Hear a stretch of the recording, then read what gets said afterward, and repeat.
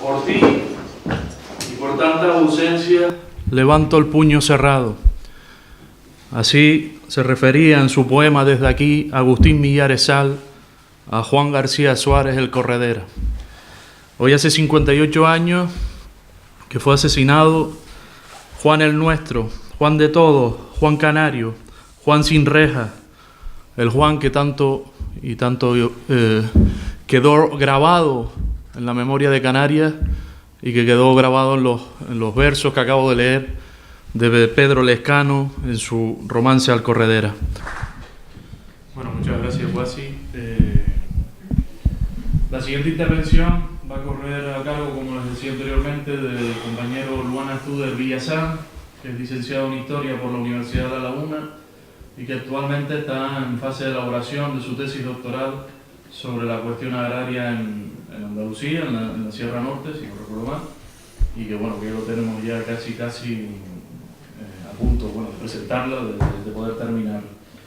Al igual que Guasi, que Victorio Heredero y que yo, formó parte de esos equipos de investigación y ha especializado también parte de sus publicaciones en todo lo relacionado con la represión franquista en Tenerife durante la Guerra Civil, sobre todo, como marco cronológico. Así que, Luana. Bueno, pues buenas noches, gracias a todos por asistir. Como bien ha dicho Aarón, pues yo participé en el equipo de investigación que formó parte del proyecto de San Juan, denominado de San Juan. El proyecto se dividió en dos partes. Una es la que ustedes acaban de ver, que fue la fase de intervención arqueológica del cementerio. Sin embargo, hubo una fase previa de análisis documental que fue realizada por Victorio Heredero y por el que les habla, ¿no? Como bien ha dicho Guasi en su intervención sobre las intervenciones arqueológicas en Canarias, todos los proyectos arqueológicos tienen una fase previa, que es la fase documental, que es la que trata de recabar la mayor información posible de las personas que están buscando en la excavación, ¿no? Y eso fue un poco la parte que nos tocó a Victorio y a mí, ¿no? Es verdad que contábamos con algunos datos históricos o algunos perfiles históricos de las personas que estábamos buscando, de las 11 personas que estábamos buscando. Sin embargo, para la intervención arqueológica precisamos de profundizar en esa documentación, ¿no? Debíamos saber en lo máximo posible cuáles eran las personas que estábamos buscando, ¿no? O cuáles eran las personas que íbamos a buscar en la intervención arqueológica que iba a tener lugar en el cementerio de San Juan. Como todos ustedes saben, eran 11 personas las que estábamos buscando. Esto no quiere decir que solo fueron 11 personas las que fueron represaliadas en la ciudad de La Laguna, claro que no, fueron muchísimas más, pero en el contexto de esta conferencia o de esta charla hemos centrado el análisis histórico de estas 11 personas porque eran las 11 personas en concreto que estábamos buscando o que tradicionalmente o históricamente se hablaba de que podían estar depositados en el cementerio de San Juan. Como bien ha dicho Guasimara, las fuentes por una parte venían de los familiares, una parte de los familiares siempre habían sostenido, aparte de la tradición oral a lo largo de la dictadura, la posibilidad de que alguno de sus familiares estuviera depositado en este cementerio, y por otra parte eran varios los investigadores que apuntaban la posibilidad de que estos desaparecidos estuvieran en el cementerio de San Juan. Un mes antes de la intervención arqueológica, un mes y medio antes de la intervención arqueológica, Victorio y yo lo que nos dedicamos fue a analizar la documentación que existía en dos vertientes. Una fue la documentación archivística que pudiera tener relación con los 11 desaparecidos, para lo cual investigamos tanto en el Archivo Municipal de La Laguna como en el Archivo Provincial como en el Archivo Militar Territorial número 5 en Santa Cruz, en Capitanía, todos los posibles datos que tuvieran relación con estas 11 personas desaparecidas supuestamente en el cementerio de San Juan. La otra vertiente, la otra vía que profundizamos fue la cuestión oral, ¿no? Como decía Huasi. Entrevistamos o intentamos entablar comunicación con los familiares de los 11 represaliados. Creo que solo en uno de los casos no pudimos encontrar familiares directos que tuvieran relación con los desaparecidos, pero sí, con los otros 10 restantes pudimos entrevistar a una o a varias personas que tenían relación directa o familiar con estas personas. Creo que la reconstrucción oral fue bastante positiva. Era importante para la intervención arqueológica, pero también era importante rescatar del olvido la historiografía de estas 11 personas desaparecidas, ¿no? Repito que existían algunos datos de las personas que estábamos tratando de localizar, pero era también necesario profundizar en los perfiles de vida de todos estos desaparecidos, de las 11 personas que estamos buscando, ¿no? Yo en mi intervención les voy a hablar un poco de algunas cuestiones, algunas características generales que tienen ellos entre unos con otros, y les voy a hablar un poco de cada uno de los perfiles. Por motivos de tiempo no me voy a extender todo lo que quisiera. También pensamos que en el libro está mucho más desarrollado toda esta parte documental, y ahí podrán encontrar mucho más desarrollados los datos que les voy a proporcionar a lo largo de mi intervención. Bueno, como les decía, les voy a hablar un poco, muy someramente, de algunas de las características comunes que tenían los desaparecidos entre sí. Todos los desaparecidos, los 11 personas que estábamos investigando, tenían unos vínculos culturales, también laborales y políticos. Culturales en el sentido de que gran parte de las 11 personas que estábamos investigando participaron activamente en los movimientos culturales de vanguardia durante la época republicana, y muchos de ellos tenían vínculos entre sí, habían participado en actividades durante la época republicana. 3 de ellos habían participado en cuestiones, digamos, que tienen que ver con el mundo del cine. 3 de ellos participaron, de hecho, en la primera película que se rodó en Canarias, en 1926, El ladrón de los guantes blancos, que fue Luis Figueiredo Rojas, fue Alfonso Martín Pover, el chicharrero, y Guetón Rodríguez de la Sierra Melo, ¿no? Estas 3 personas, desaparecidos supuestamente en San Juan, habían participado en el mundo cultural, más vinculado al tema cineasta. Pero también tenemos a personas que formaron parte del mundo literario de la época. Alfredo Mederos Galán fue profesor, maestro, también fue un importante precursor de la pedagogía educativa del momento durante la época republicana. También tenemos a la figura de Vicente Hormiga Mederos, que participó en las charlas del Café de la Peña de Santa Cruz, participó activamente en las tertulias del Casino de Santa Cruz. Es decir, que todos ellos tuvieron una estrecha relación cultural en los momentos de la República, y digamos que es una característica común que observamos en todos ellos, ¿no? También tenían vinculaciones laborales, lógicamente. Algunos de ellos pertenecieron a los mismos sectores laborales. El caso de Domingo García Hernández el Petate fue presidente del sindicato tabaquero de La Laguna. Cecilio Noro de Armas también fue obrero tabaquero de La Laguna. Digamos que varios de ellos fueron empresarios, ¿no?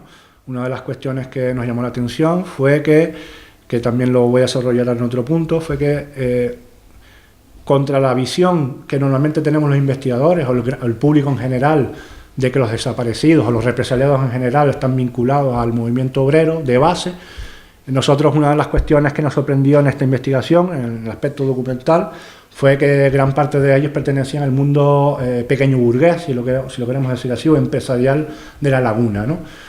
Varios de ellos eran empresarios. Vicente Hormiga Mederos tenía varias, digamos, tenía entre cafeterías, tenía barberías en el área metropolitana de la isla, entre Santa Cruz y La Laguna.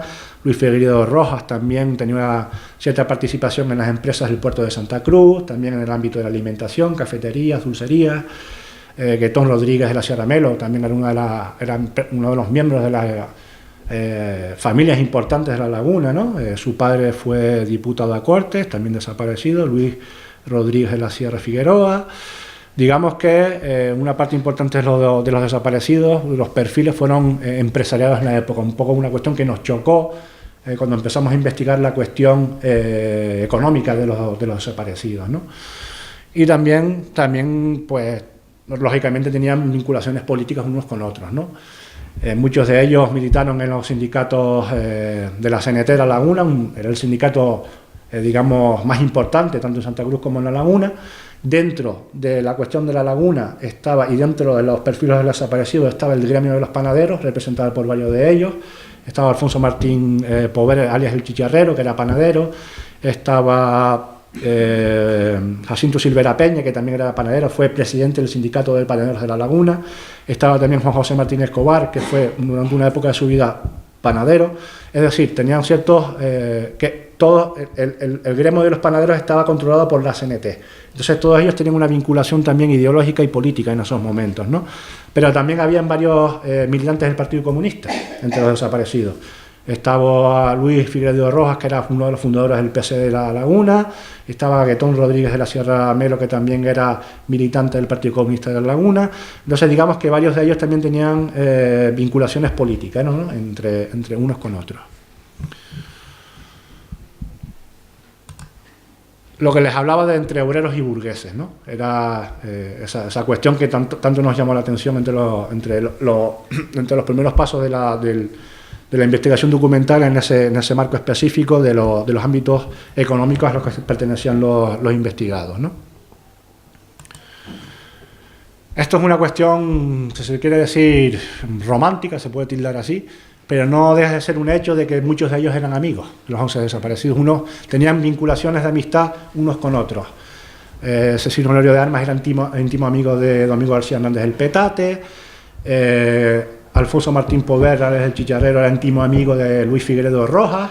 Participaron en la filmación del Ladrón de los Montes Blancos, participaron también en otras obras en el Casino de Santa Cruz. Cristino de Armas, que era concejal socialista del Frente Popular en La Laguna, también era íntimo amigo de Vicente Hormiga Mederos. Cristino de Armas era hermano de Cecilio Honorio de Armas. Es decir, que aparte de todas las vinculaciones económicas, culturales, políticas, también tenían lazos de amistad muy profundos entre los propios represaliados, ¿no? Una de las cuestiones que nos llamó finalmente la atención. Tal es así que encontramos una noticia de prensa. Juan José Martín Escobar era taxista en el momento de su desaparición.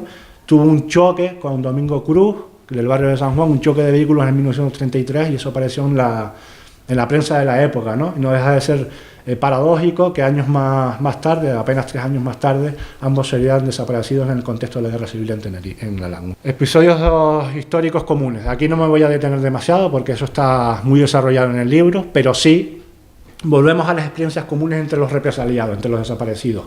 Muchos de ellos participaron activamente en los episodios del movimiento obrero lagumeno, ¿no? No todos los 11 desaparecidos, pero gran parte de ellos participaron en los siguientes episodios del movimiento obrero que les voy a mencionar. Uno de ellos fue el asalto al Café Central, que tuvo lugar el 19 de abril de 1936. El Café Central, para que ustedes lo puedan ubicar, es el mismo edificio que está hoy Hueve Perfumería enfrente de la catedral. En esa época, incluso hasta los años 70, creo que llegó ese café. Al menos en los años de la Segunda República, el Café Central era propiedad de un famoso derechista de la ciudad que se llamaba Ramón Sánchez Mallín, miembro de Falange, y con posterioridad al golpe militar se afilió a Acción Ciudadana, ¿vale? El 19 de abril de 1936, un grupo de obreros decide asaltar al Café Central.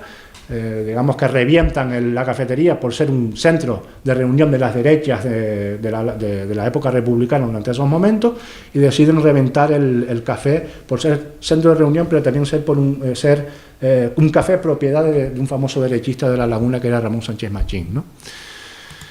Con posterioridad, como pueden ver ahí, el asalto a la sede del obispado, pueden ver que son las mismas fechas, quiero decir, el asalto al Café Central se produce a una cierta hora de la tarde, y a horas después se produce el asalto al obispado de La Laguna.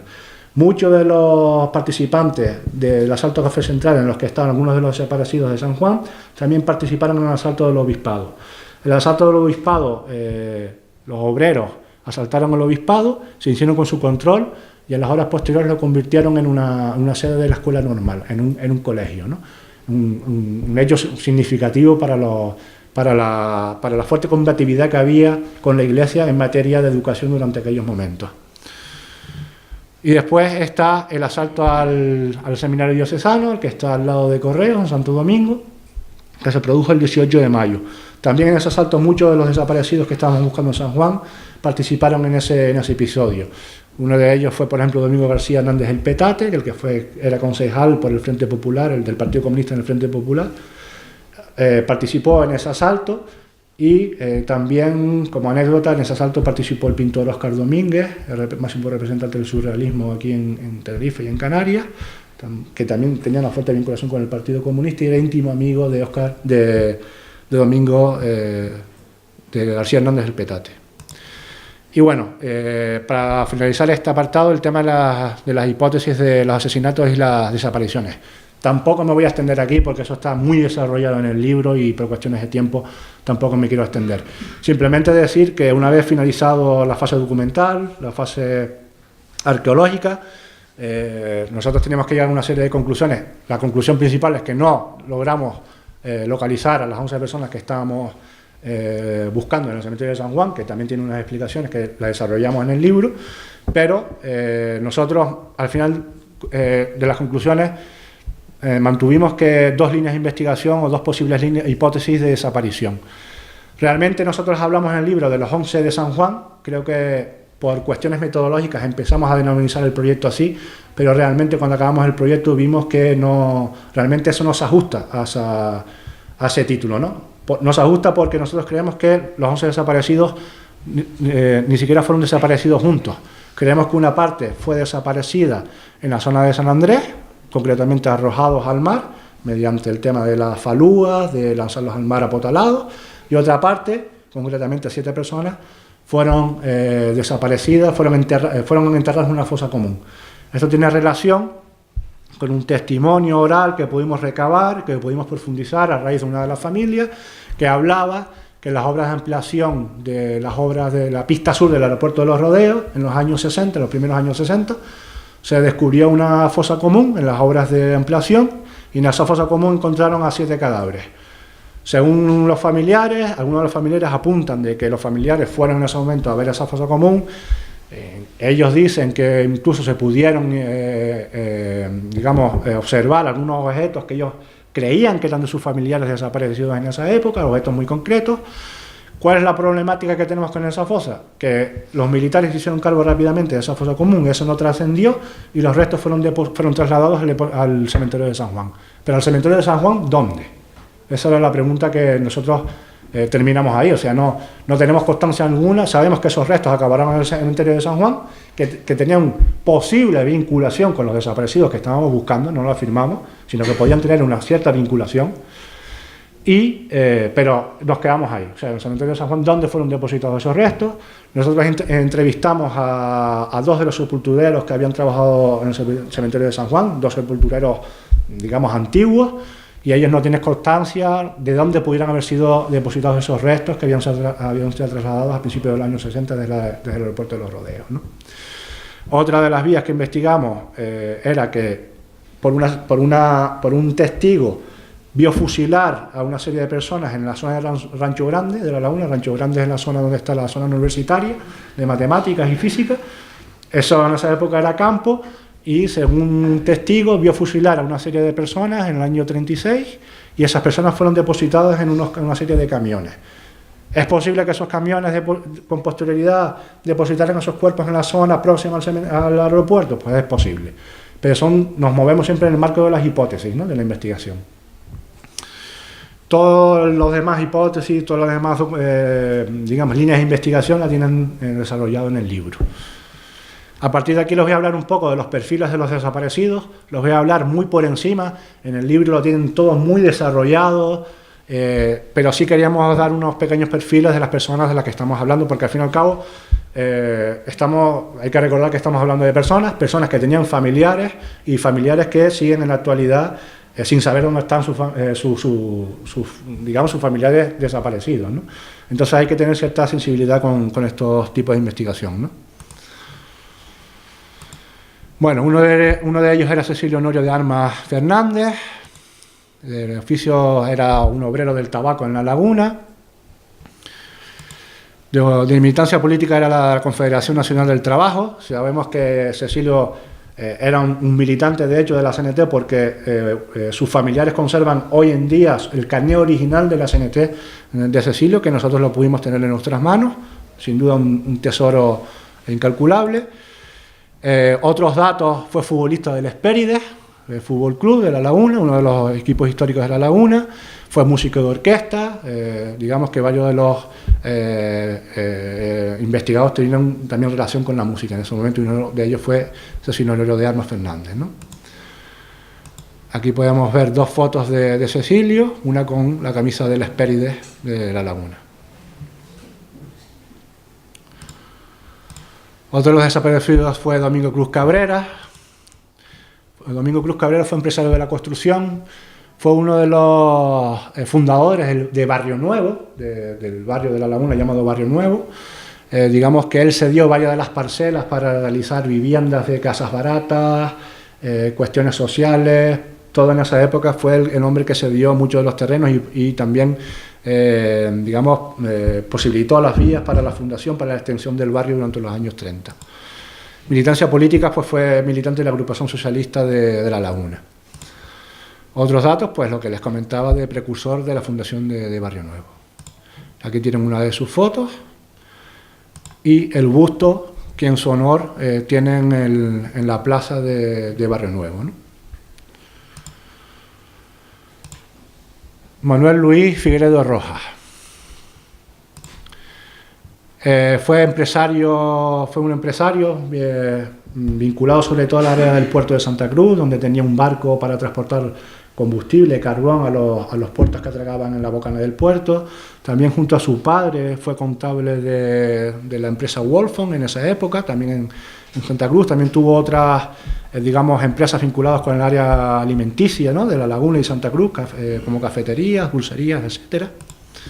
Militante del Partido Comunista, fue fundador del Partido Comunista de La Laguna. Y otros datos, pues participó activamente en las corrientes culturales de vanguardia de la época republicana. Participó en el cine con otros represaliados, fue miembro del Orfeón La Paz, que tienen aquí enfrente, etc. Aquí tienen una foto de Luis. Y una foto de su hermano Adolfo Figueredo Rojas. Adolfo fue importante en la investigación porque él era farmacéutico durante la República, durante los años posteriores a la República, durante la dictadura fue uno de los farmacéuticos de La Laguna, y la persona que vio los fusilamientos en la zona de Rancho Grande dice que una de las personas que vio fusilar fue a Luis. Entonces, a los pocos días de presenciar esos fusilamientos, fue a la farmacia a hablar con Adolfo, y fue Adolfo quien le contó el episodio que nos llega por tradición oral de los fusilamientos de Rancho Grande. Adolfo se lo comentó a sus hijas, y a través de sus hijas nos llegó a nosotros. Domingo García Hernández, el Petate. Fue obrero del tabaco en La Laguna. El Petate, el sobrenombre del Petate le vino porque siempre lo veían con su petate de tabaco caminando por las calles de La Laguna. También fue presidente del sindicato de tabaqueros de La Laguna, de los obreros tabaqueros de La Laguna. Fue cofundador del Partido Comunista en la ciudad de La Laguna, fue desempeñando el cargo de secretario político, fue concejal además también del Frente Popular. Digamos que el comunismo lagunero en los años de la República, sobre todo a partir del Frente Popular, fue muy potente. Una muestra fue que en las elecciones del 16 de febrero de 1936, el Partido Comunista en La Laguna sacó 6 concejales. Uno de ellos era Domingo García Hernández, el Petate. También fue diputado a Cortes por el Partido Comunista en Madrid.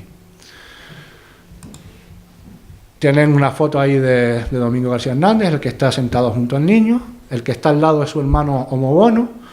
Homobono, a los 2 o 3 días de ser detenido, Domingo García Hernández, el Petate, fue detenido primero en el cuartel de artillería.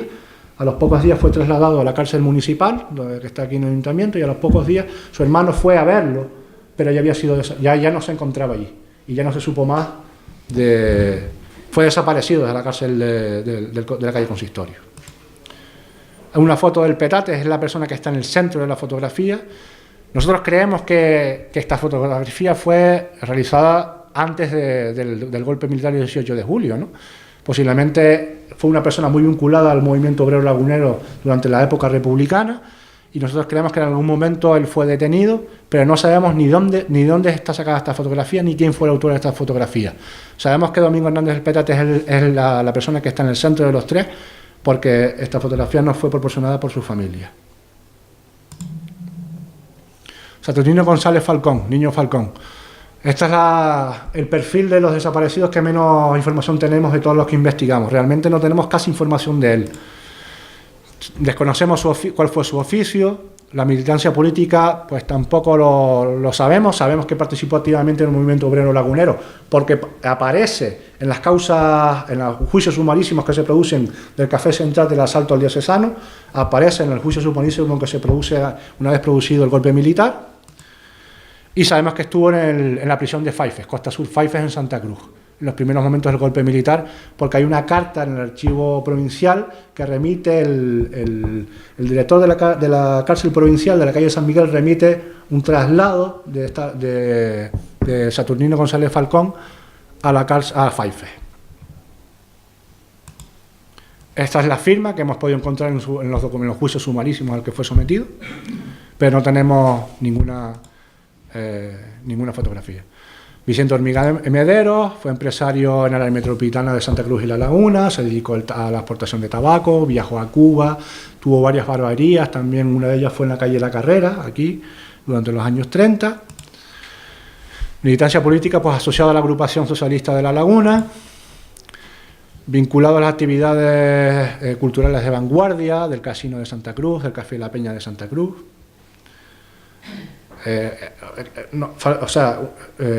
Está claro que una vez producido el golpe militar, muchos de los empresarios, todas las posesiones que tenían, fueron expoliadas por los sublevados, ¿no? Uno de los familiares, concretamente el bisnieto de Vicente Hormiga, trató de ir, ya en la época de democracia, trató de investigar la cuestión de los expolios que había sufrido su bisabuelo en el registro de la propiedad, etcétera, y no le denegaron el acceso a su documentación. Aquí tienen la foto de Vicente Hormiga y una de las fotos con su familia en Fuerteventura, porque él era natural de Puerto de Cabra. Juan José Martín Escobar, panadero y taxista. Desconocemos su filiación concreta a nivel político, sí sabemos que se movió entre el Partido Comunista o la CNT. El hecho de que fuera panadero antes de taxista durante los años de la República nos hace pensar que tuvo una vinculación con el sindicato de la CNT. Con la cuestión de la ideología política de los investigados, y esto es para todos los investigados de la represión en la memoria histórica, hay que pensar que en los años de la Segunda República no había militantes a lo mejor que pertenecieran a un único partido o un único sindicato. Fue normal que una misma persona militara o se moviera entre distintos sindicatos, UGT, CNT, o en distintos partidos políticos, Partido Comunista o el Partido Socialista, ¿no? Otros datos, fue una persona especialmente radical, ya que en algunos escritos que hemos encontrado en los archivos aparecen enfrentamientos que estuvo con la Guardia de Asalto Republicano durante los momentos de la Segunda República. Aquí tienen una foto de Juan José y una foto del servicio militar que hizo en Cuatro Vientos en Madrid. Alfonso Martín Pover, alias el Chicharrero.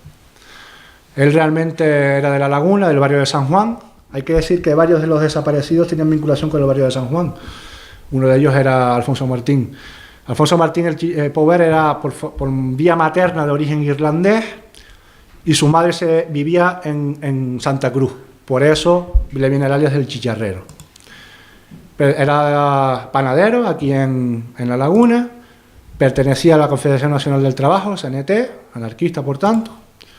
Y otro dato es que participó también en las corrientes culturales de vanguardia del momento, en el cine, también era miembro del Orfeón La Paz, y otros tipos de actividades culturales. Ahí tienen una foto de Alfonso. Y otra foto de Alfonso en una de las calles de La Laguna, pero su hija, que todavía vive, no recuerda bien qué tipo de calle era esta, o el nombre de la calle. Alfredo Medeiros Galán, maestro, perteneció a la agrupación socialista de Tenerife. Pongo de Tenerife porque él realmente como maestro ejerció en varios pueblos durante la época republicana. Entonces él tuvo una importancia en la fundación o en la participación, dinamismo del Partido Socialista en todos aquellos pueblos en el que estuvo, como estuvo como maestro, ¿no? Fue vicepresidente de la agrupación socialista del Realejo Alto, en el que estuvo muchos años. Y otros datos, pues fue un innovador en la pedagogía educativa del momento. En Internet hay multitud de artículos de Alfredo Mederos Galán vinculado al avance pedagógico de los momentos de la República, ¿no? Digamos que en materia educativa ustedes saben que la República invirtió mucho tiempo en esta cuestión.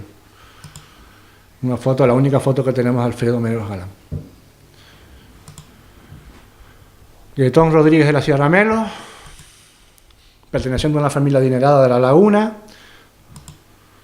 Militancia política del Partido Comunista de España, fue el presidente del Socorro Rojo Internacional de La Laguna, una institución encargada a socorrer a personas desamparadas vinculadas al movimiento obrero. Fue actor, uno de los actores principales en la película El ladrón de los guantes blancos, que como les decía fue una primera película grabada en Tenerife en 1926. Los directores, pues, José González de Rivero, que también fue represaliado, y Romualdo García de Paredes.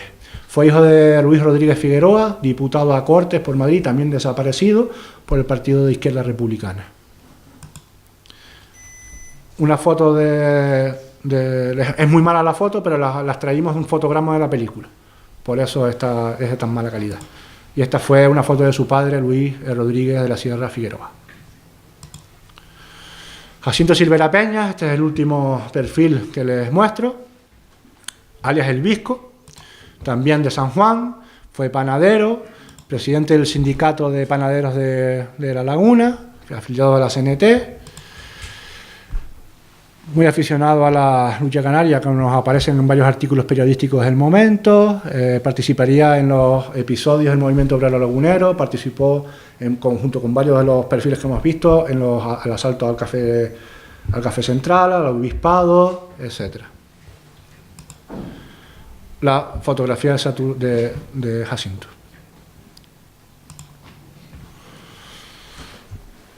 Y con esto pongo fin a mi intervención. Gracias.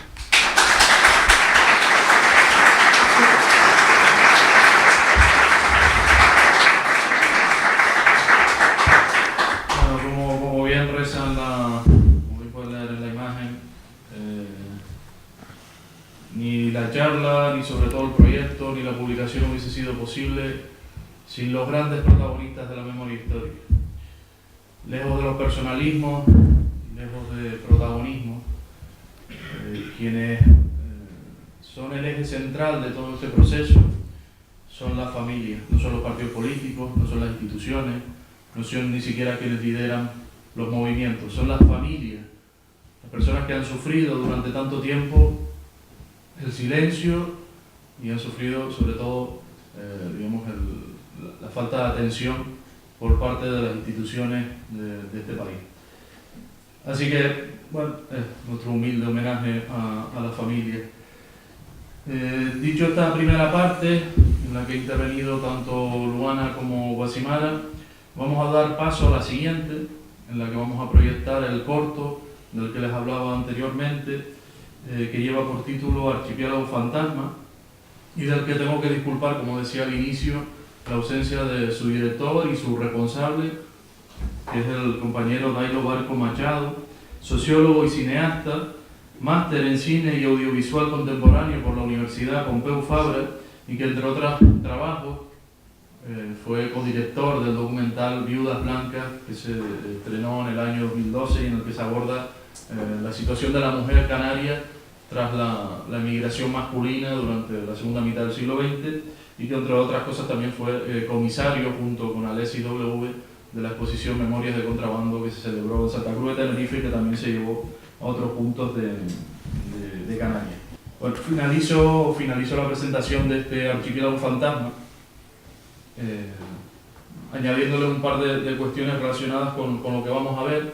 Las imágenes que van a ver pertenecen a la película a la que he hecho referencia a Luana a lo largo de su exposición en alguna ocasión, que es El ladrón de guantes blancos, que, bueno, que entre otras cosas, como decía, el responsable era José González Rivero, perdón, IC10, pertenece al año 1926, y tiene una particularidad. ¿Por qué la reproducimos hoy, aparte por su indudable calidad artística?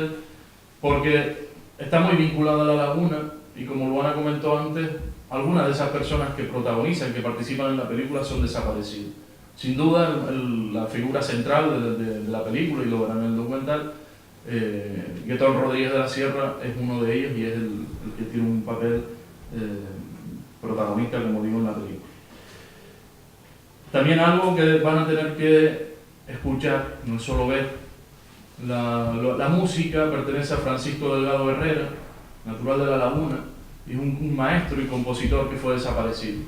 Gracias al trabajo de Dailo se ha podido recuperar y se ha podido poner sonido, se ha podido dar vida a las partituras de Francisco Delgado, que, como digo, también fue desaparecido después del 18 de julio del 36.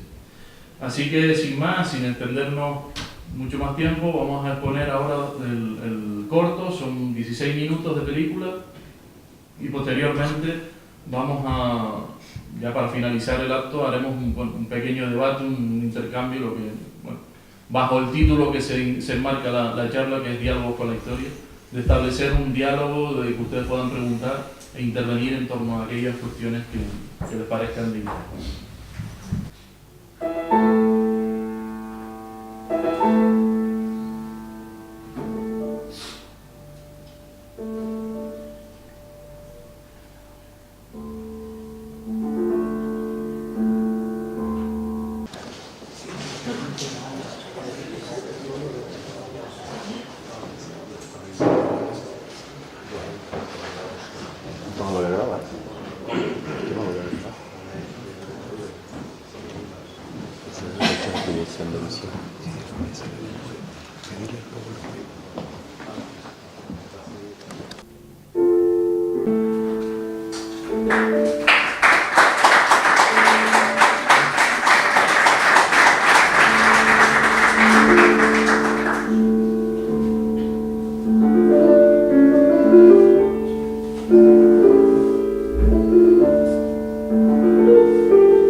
Simplemente queríamos finalizar recordando la importancia que tiene, como les comenté antes,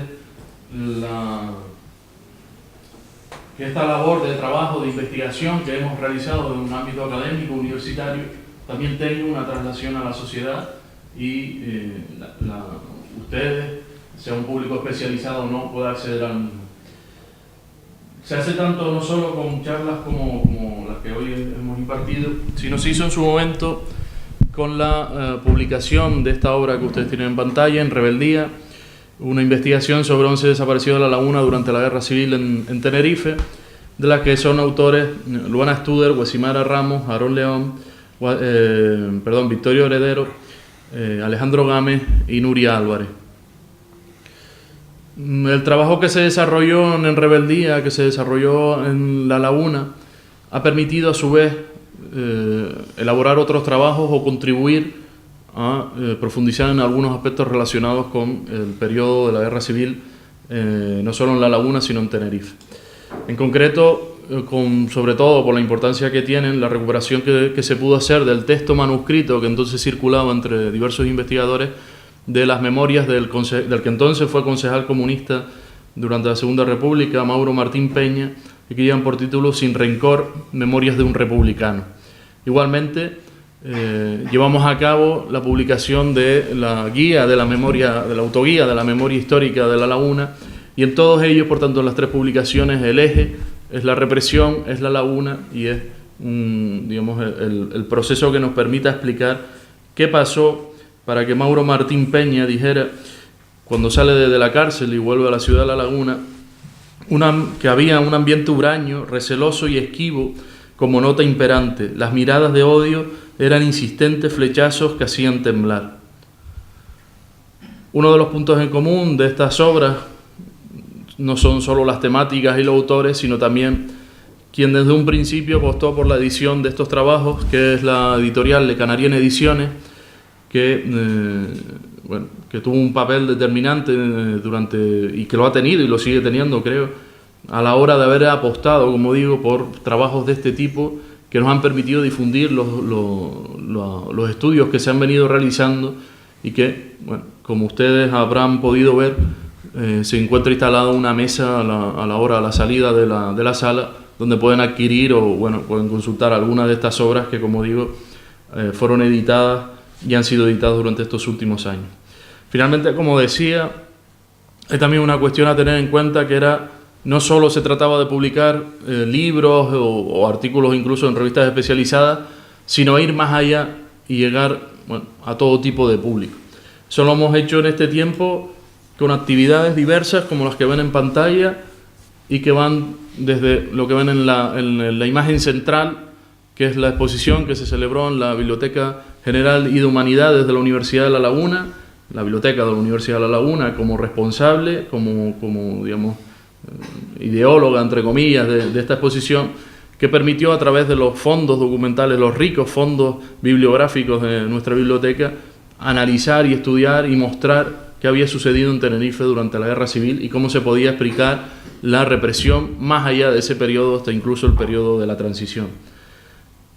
Me gusta recalcar la exposición, no solo por nuestra participación, sino porque también supuso que por primera vez, creo que de una manera clara, al menos en la isla de Tenerife, una institución se vinculara y analizara lo que había sucedido en torno a esta temática, a pesar de lo que, en algunas ocasiones se pueda calificar pues, de las problemáticas o las discusiones que se han generado en torno a este tema.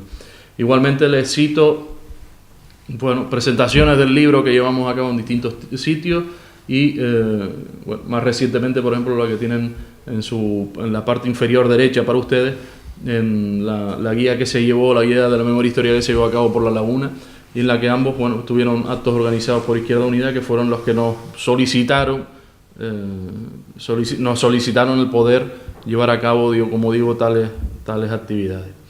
Bueno, dicho todo esto, antes de finalizar, simplemente querría añadir unas cuestiones que ya luego, ahora como digo, si quieren ya intervienen, que es la importancia de haber desarrollado, como explicaron Guasimara y Luana, el trabajo con las fuentes, desde las arqueológicas, cómo se trabajó en el cementerio de San Juan, cómo se llevaron a cabo las entrevistas y cómo se pudo acceder a la documentación, algo que, como decía antes, no siempre es posible. Cómo se hizo un estudio y cómo se ha presentado un estudio sobre la represión franquista en un ámbito local concreto, sin acudir a generalidades, sino a partir de la documentación y todo lo que se disponía para explicarlo, y cómo podemos explicar quiénes son esas personas que fueron represaliadas por su militancia política. Igualmente me gustaría añadir, porque creo que es de justicia recordarlo, respecto a la obra audiovisual que acabamos de ver, Archipiélago Fantasma, que se ha proyectado en el Festival de Cortometrajes de Santurce. Estos días se presenta en el Festival Internacional de Cine Sin Espacio de Cali, en Colombia, y próximamente en la 59 edición de Cinevi, Festival Documental y Cortometrajes de Bilbao, y en el ciclo New Spanish Cinema en Helsinki. Igualmente les recomiendo que, si pueden, pronto creo que se podrá ver el documental de Dailo Barco sobre las postales de Roberto, que creo que serán, sin duda, y ya lo empieza a hacer, ha estado seleccionada para el Festival Seminci de Valladolid, y sin duda va a ser una de las obras que marquen los proyectos audiovisuales que ahora mismo se están realizando en las islas. Les agradecemos, yo creo que medio centenar de personas estuvieran hoy presentes en el Instituto de Estudios Canarios para asistir, para seguir de cerca esta intervención. Agradecer nuevamente al Instituto de Estudios Canarios, a Le Canarien Ediciones, al Empaquetado Televisión, por ser partícipes, por colaborar con este diálogo con la historia. Les adelanto que el siguiente tendrá lugar el viernes 17 de noviembre y en el que abordaremos el papel del periodismo infantil durante el tardofranquismo, donde nos acercaremos con el conocimiento y la participación de los protagonistas de la época a experiencias como fueron la Isla de los Niños, Tobogán o alguna u otra de ese tipo de experiencias que, como digo, marcan un punto de inflexión, un punto de apertura, de reivindicación de espacio, de democratización en definitiva en la prensa insular, y que va a estar protagonizado, como digo, por niños. Sin más, les agradecemos la presencia, su asistencia, esperamos que haya sido de su agrado y nos vemos en una próxima edición de Diálogos con la Historia. Muchas gracias.